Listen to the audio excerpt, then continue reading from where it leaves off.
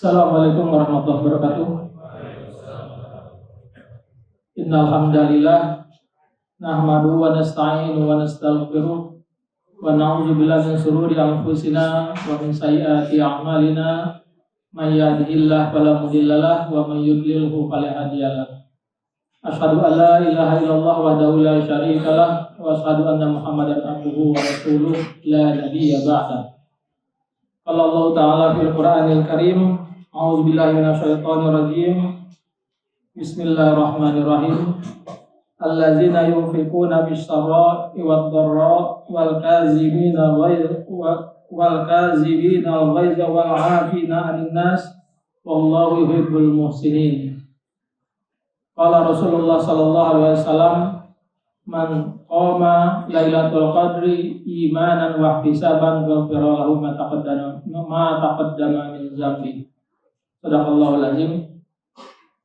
Bapak Ibu yang dirahmati Allah Subhanahu wa taala, pada kesempatan yang berbahagia ini di bulan yang mulia, marilah kita panjatkan puji syukur kita kehadirat Allah Subhanahu wa taala yang telah memberikan begitu banyak kenikmatan kepada kita sekalian, nikmat iman, nikmat Islam, nikmat sehat walafiat, dan juga nikmat kita bisa bertemu dengan bulan suci Ramadan, lalu kita mengisi dengan amal ibadah di dalamnya.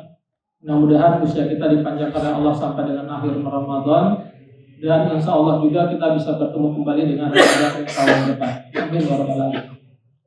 Salawat serta salam semoga tercurah pada junjungan kita Nabi besar Muhammad sallallahu alaihi wasallam beserta para sahabat dan keluarga serta pengikut yang dari zaman nanti. Dan mudah-mudahan kita termasuk umat yang selalu bersyukur kepada Allah Subhanahu wa taala. Kata Allah, la in syakartum la azidannakum wa la in kafartum inna azabi lasadid. Barang siapa bersyukur kepada Allah akan nikmatnya, akan Allah akan tambah nikmat-nikmatnya. Dan barang siapa yang kufur terhadap nikmatnya, Allah akan ancam kita dengan siksa yang sangat pedih. Bapak Ibu yang dirahmati Allah Subhanahu wa taala, pada malam hari ini saya diamanahkan oleh panitia untuk menyampaikan ceramah atau kultum pada malam hari ini dengan tema keutamaan menahan amarah. Ya. Ujian terberat kita di dalam kehidupan kita tentunya tidak terlepas dari yang disebut dengan namanya amarah. Walaupun amarah itu adalah fitrah dari Allah Subhanahu wa taala, tapi barang siapa yang bisa menjaga amarahnya, maka dia termasuk orang-orang yang kuat akan imannya. Sebagaimana Allah firmankan di dalam surat Yusuf di ayat 53, Allah berfirman, Inna nafsa la'amaratun bisu. Ya. Sesungguhnya nafsu itu cenderung kepada kemaksiatan. Amarah ini kalau kita tidak kendalikan, maka dia akan mengajak kita kepada kemaksiatan. Ya, tentunya di dalam keseharian kita, di dalam kita berkeluarga, tentunya tidak terlepas dari yang namanya marah, karena kita selalu berhubungan dengan keluarga kita, ada istri, ada anak, yang tentunya kita pun pernah marah kepada istri kita, begitu juga dengan anak kita, begitupun istri kita pernah marah juga kepada suaminya, begitu juga dengan kepada anak-anaknya. Ya, yang terlebih adalah seperti yang dikatakan tadi oleh Allah, jangan sampai nafsu itu cenderung kepada kemaksiatan. Artinya marah kita adalah marah yang sifatnya mendidik. Jangan sampai marahnya itu malah mengakibatkan yang dimarahi itu menjadi sakit hati. Ya, dikarenakan di dalam kita marah biasanya ada kata-kata yang cenderung keluar, yang kata-kata tidak enak atau tidak pantas untuk kita ucapkan. Nah, kata-kata yang tidak pantas inilah yang cenderung membuat yang dimarahi itu sakit hati. Ya. Nah, ini yang harus kita perhatikan di dalam kita mengendalikan amarah. Lalu di ayat yang lain, sebagaimana tadi yang saya bacakan di mukadimah, dikatakan oleh Allah, allazina yunfiquna fis-sarra'i wad-dharra'i wal kazibina al-ghaiza wal 'afina 'anil nas wallahu yuhibbul muhsinin. Yaitu orang-orang yang menafkahkan hartanya di waktu lapang dan sempit, dan orang-orang yang menahan amarahnya serta memaafkan kesalahan orang lain, dan Allah mencintai orang-orang yang berbuat kebaikan. Ya, di penggalan ayat ini adalah wal kazimal ghaiz, ya. Kazimul ghaiz itu adalah menahan amarah yang sudah memuncak. Artinya di dalam dada kita, kalau di tafsir itu dikatakan bahwa amarah itu sudah menggumpal di dalam dada kita, tinggal kita mengeluarkannya saja. Nah, itu yang kita tahan. Ya, kalau kita bisa menahan itu, maka inilah yang dikatakan tadi, wallahu yuhibbul muhsinin, yaitu orang-orang yang berbuat kebaikan. Allah mencintai orang-orang yang berbuat kebaikan. Nah, Bapak Ibu sekalian, kalau kita lihat di berita yang sering kita lihat di televisi itu, ya, berita kriminal, terkadang bisa kita lihat yang namanya orang tua atau ayah bisa membunuh istrinya. Begitu juga istri bisa membunuh suaminya, bahkan anak-anak bisa membunuh kedua orang tuanya, atau bahkan satu keluarga dibantai oleh orang yang terdekat. Ya, kalau kita telusuri, permasalahannya adalah karena sakit hati, karena pernah dimarahi atau dengan kata-kata yang tidak menyenangkan atau tidak mengenakan. Nah, inilah yang dikatakan oleh Allah tadi. Kalau kita sudah memuncak amarah kita di dalam dada kita, itulah yang kita tahan. Jangan sampai ini keluar atau ini meledak-ledak yang mengakibatkan menjadi hal yang buruk, menjadi hal-hal yang tidak baik di kemudian harinya, atau sampai terjadi kekerasan atau pembunuhan. Nah, ini yang kita coba hindari. Makanya di dalam suatu hadis ada dikatakan seorang sahabat bertanya pada Rasulullah, "Ya Rasulullah, nasihati saya." Maka Rasulullah menjawab, "La taghdab, jangan marah." Lalu ditanya lagi yang kedua, "Ya Rasulullah, nasihati saya." Dijawab oleh Rasulullah juga sama, "La taghdab." Begitu juga yang ketiga ditanya lagi, "Ya Rasulullah, nasihati saya." Dan dijawab juga sama, "La taghdab, jangan marah." Nah, ini satu bukti bahwa Rasulullah sendiri pun melarang kita untuk marah, ya. Bukan marah itu tidak boleh, artinya marah itu boleh dilakukan, tapi asalkan marah itu yang sifatnya mendidik, ya. Bukan marah yang dengan kata-kata yang kasar atau bahkan bisa melukai atau kekerasan timbulnya. Nah, itulah yang perlu kita jaga, jangan sampai kita tidak bisa mengendalikan amarah kita.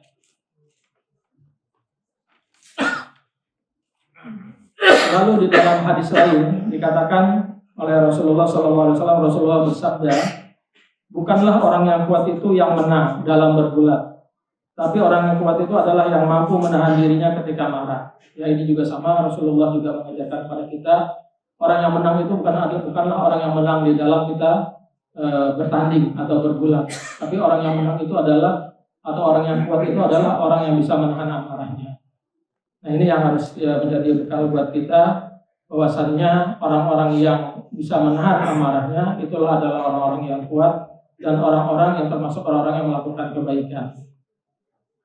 Lalu dari manakah timbulnya marah kita? Ya, kalau di sini dikatakan sesungguhnya marah itu dari setan, dan setan diciptakan dari api. Api dapat dipadamkan dengan air. Maka jika salah seorang dari kalian marah, hendaklah ia berwudu. Hadis riwayat Abu Dawud. Ya, jadi di dalam kita menahan amarah itu ada tips bagaimana kita bisa mengendalikan emosi kita atau amarah kita. Yang pertama yang kita lakukan adalah berwudu. Ya, kalau kita masih marah, itu kita coba berwudu. Lalu kalau kita masih juga setelah berwudu masih marah itu bergejolak, kita rubah posisi kita. Umpamanya tadi kita berdiri, kita berubah menjadi duduk. Setelah itu kita berubah lagi menjadi berbaring. Nah, itulah posisi-posisi yang apabila kita marah kita bisa kendalikan dengan beberapa hal tadi itu, yaitu berwudu dan merubah posisi dari berdiri, duduk, dan berbaring. Keutamaan besar dari menahan amarah. Ya. Rasulullah bersabda, siapa yang menahan amarah padahal ia mampu meluapkannya, Allah akan memanggilnya di hadapan seluruh makhluk pada hari kiamat dan mempersilahkan memilih bidadari yang ia kehendaki. Hadis riwayat Abu Dawud dan Tirmizi. Ya, ini keutamaan dari kita menahan marah. Ternyata ya di yaumil akhir dipersilahkan kita memilih bidadari yang kita kehendaki. Luar biasa Allah sediakan buat orang-orang yang bisa menahan amarahnya. Jemaah yang sangat dirahmati Allah Subhanahu wa taala, berikut ini akan saya sampaikan kisah-kisah dari Rasulullah dan juga para sahabat, bagaimana para Rasulullah dan juga sahabat bisa mengendalikan amarahnya. Yang pertama kisah Rasulullah di dalam menahan amarah, yaitu ketika Rasulullah berdakwah ke negeri Taif. Saat berdakwah di negeri Taif, Rasulullah itu dicaci, ditolak, dilempari batu sampai kakinya beliau berdarah. Lalu malaikat Jibril datang dan menawarkan untuk membinasakan penduduk Taif.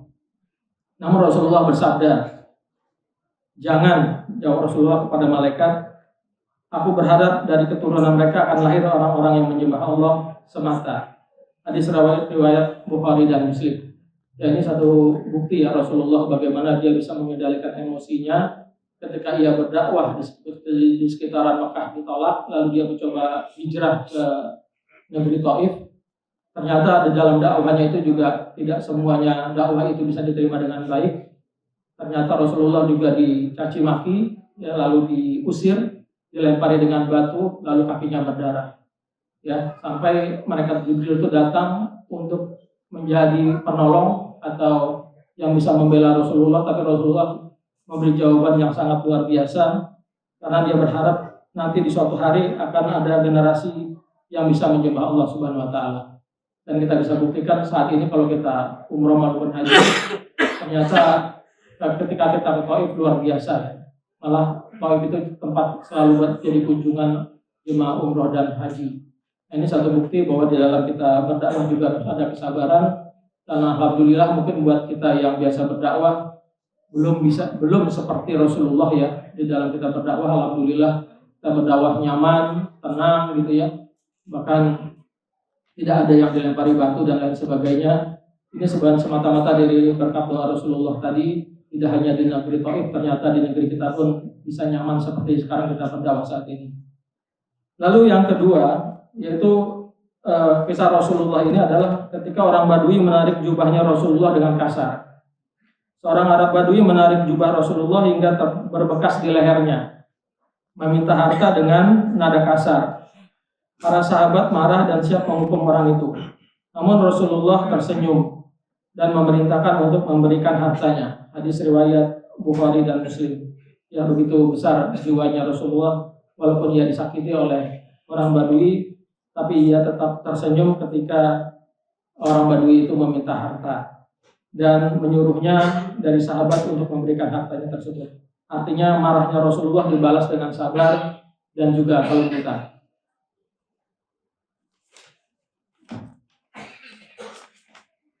Kisah selanjutnya adalah dari para sahabat, yaitu dari Abu Bakar As-Siddiq yang memaafkan orang yang memfitnah.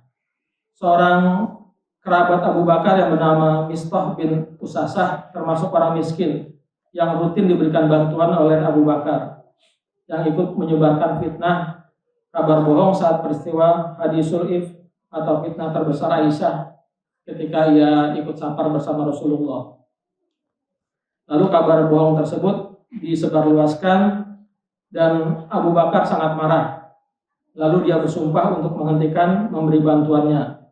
Lalu turunlah firman Allah, dan hendaklah mereka memaafkan dan berlapang dada.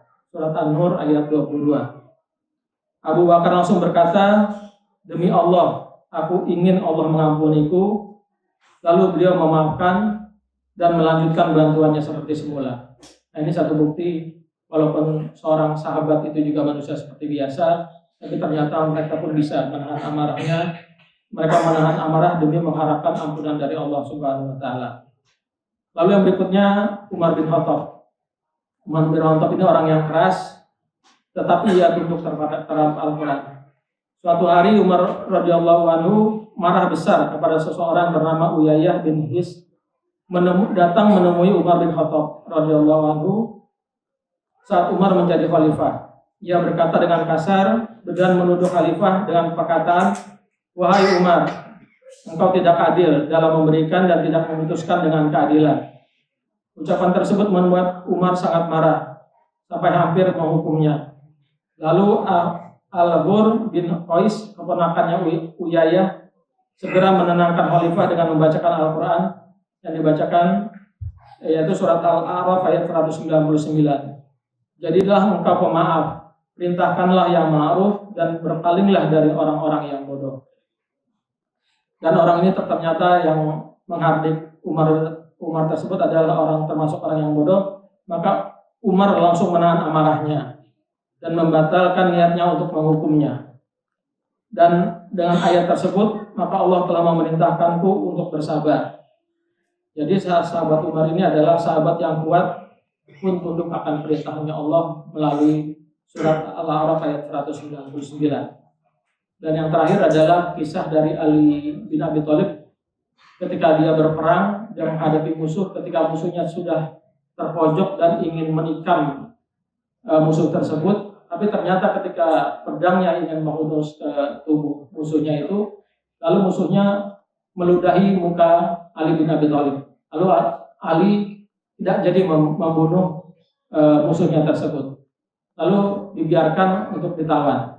Nah, para sahabat bertanya, kenapa Ali tidak kau bunuh? Lalu Ali menjawab, ketika aku berperang aku berniat karena Allah, tapi ketika aku ingin membunuh lalu dia mau meludahi mukaku, maka aku tarik pedangku karena aku akan khawatir niatku berubah. Yang tadinya karena Allah, tapi berikutnya ketika aku membunuh, malah aku membunuhnya dikarenakan aku marah karena aku telah diludahi. Nah, itulah kisah-kisah dari Rasulullah dan juga para sahabat yang menjadi buat acuan buat kita sekalian. Dan mudah-mudahan pelajaran penting dari apa yang saya sampaikan ini adalah marah itu adalah mitra dari Allah, tapi menahan amarah itu adalah ibadah. Menahan marah itu adalah sama dengan kita mempunyai kekuatan iman. Balasan terbaik bukan dendam, tapi akhlak yang mulia. Menahan amarah itu memang berat, tapi menjaga hati, menjaga lisan, menjaga pahala, itulah yang paling utama. Masya Allah, betapa besar balasan bagi orang-orang yang sabar dan menahan amarahnya. Jemaah yang dirahmati Allah, demikianlah kultum singkat yang bisa saya sampaikan. Semoga bermanfaat buat diri saya dan juga buat jemaah sekalian. Semoga Allah menjadikan kita termasuk hamba-hambanya yang sabar, pemaaf, dan mampu mengendalikan diri di saat marah. Demikianlah yang saya sampaikan. Sekali lagi saya mohon maaf atas segala kekurangan. Kita tutup dengan doa hamdalah dan doa kafaratul majelis. Alhamdulillahirabbil alamin. Subhanaka wa bihamdika asyhadu an la ilaha illa anta astaghfiruka wa atubu ilaik. Wassalamualaikum warahmatullahi wabarakatuh.